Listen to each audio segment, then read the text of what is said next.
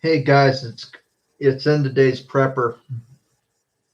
Just wanted to go live real quick before I went to bed and give y'all a heads up on something pretty major. There's been talk about the Colorado River here in Colorado running dry not only at its headwaters but in other portions of the river as well. Well, that's finally come to fruition, and let me get down here. Says that it could have significant ramifications for millions of people for years to come.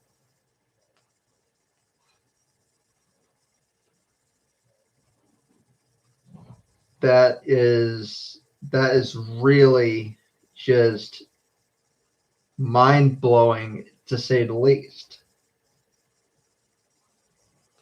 Thousands of people will celebrate Memorial Day over the weekend on the water at Lake Mead, just 24 miles east of Las Vegas on the border of Arizona and Nevada.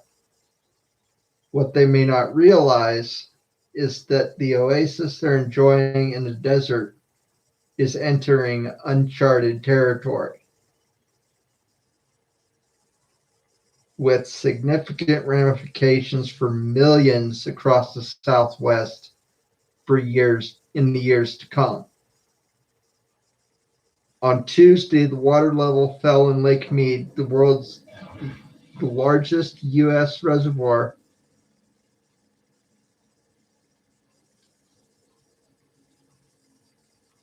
and fed by the Colorado River. It fell below the elevation of 1,075 feet.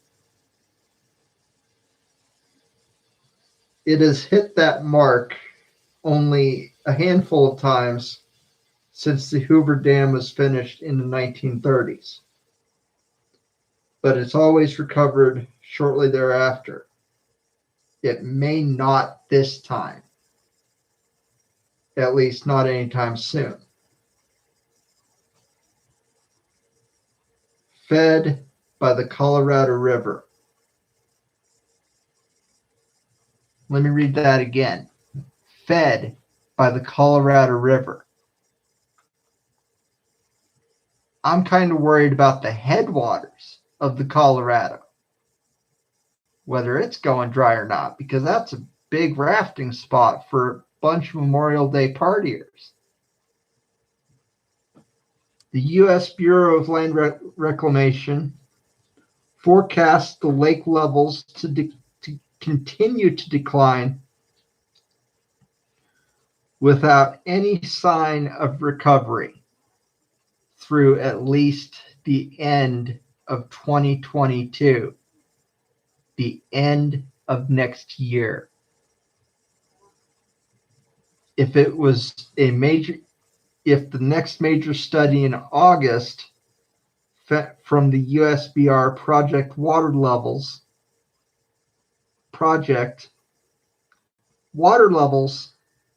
in the lake will be below 1,075 feet on January 1st.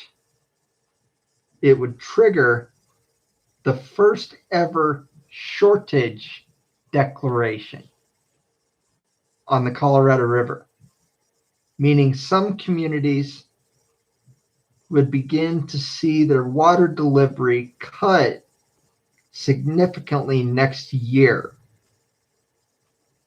Lake Mead and nearby Lake Powell, two of the largest reservoirs on the Colorado River, have drained unassisted at an alarming rate. Lake Mead has fallen more than 139 feet since January of 2000. Lake Mead is currently 16 feet below where it sat this time last year and is only 37% full, while Lake Powell is down 35 feet from last year and sits at just 34% of the lake's total capacity. Think about that. 34% of Lake Powell. You can visualize how big Lake Powell is. The significance of dwindling supplies in both bodies of water cannot be overstated. Water flowing down from the Colorado River fills the two reservoirs, which are part of the river system that supplies over 40 million people living across 7 western states and Mexico. Let me read that again. Supplies over 40 million people living across 7 western states and Mexico. A drought that has persisted nearly 2 decades has left much of the western U.S. parched. In addition to the dwindling snowpack,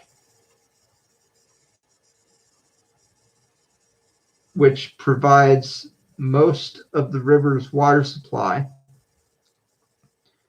experts say dry, thirsty soils across the basin are soaking up the meltwater, meaning that less makes it into the river system.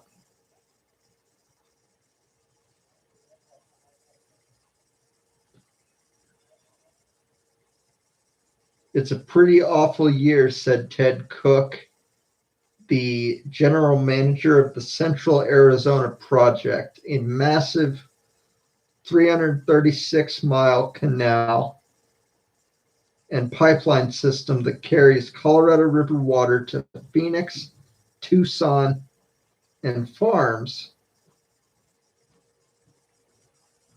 and towns in between.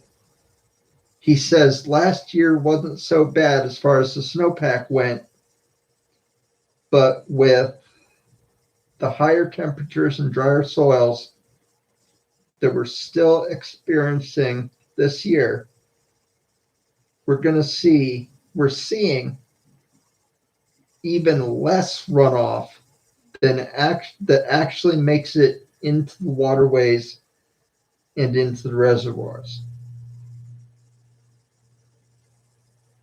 Climate change is also taking a toll on the river's water supply.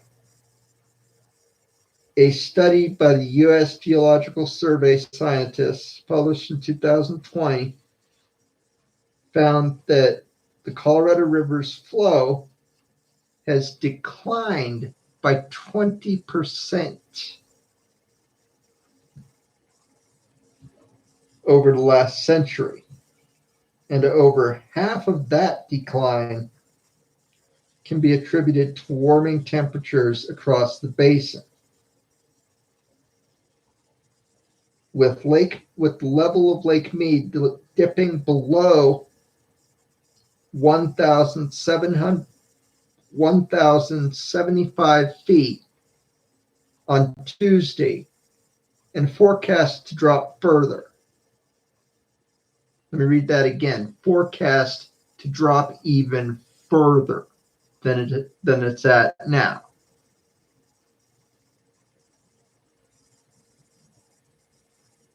It is nearly certain that the Bureau of Reclamation will declare a Tier 1 water shortage later this summer. If a Tier 1 water shortage is declared, Colorado River water deliveries would be reduced for Arizona and Nevada as soon as next year, based on terms of the 2019 Drought Contingency Plan signed by the Lower Colorado River Basin states.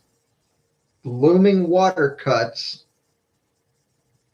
will have the greatest impact in Arizona.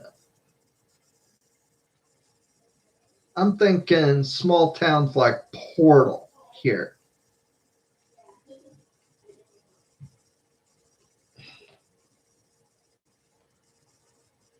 While Arizona's main population centers will be spared, the effect of those water cuts will be felt most acutely on farms in central Arizona due to their lower priority status in the complex tier system used to determine who loses water first in the event of a shortage.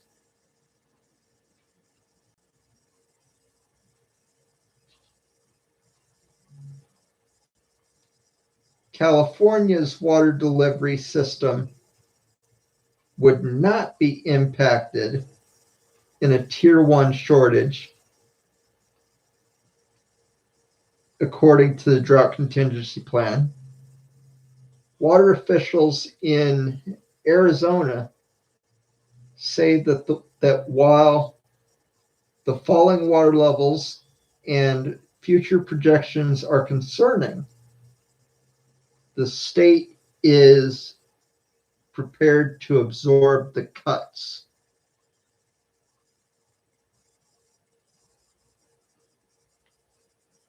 We are concerned, but we've allowed for something like this to happen, and as a matter of fact, keep on happening. Hopefully it doesn't, but if it does, we're prepared.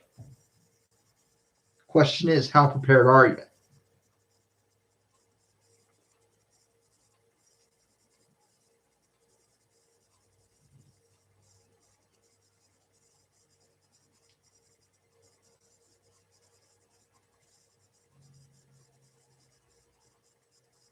Tom Bashatsky, Director of Department of Water Resources for Arizona, says, I'm definitely concerned that the raw projections continue to go downward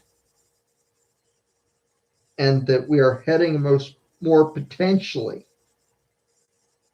towards potentially a tier 2 shortage in 2023. That's 2 years from now, guys.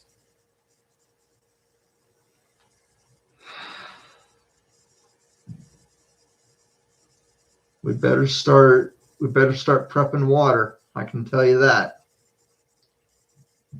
I'm an End Life Beat here. Don't forget to rate, comment, subscribe, and I'll see you in the next live stream. And today's Prepper signing off.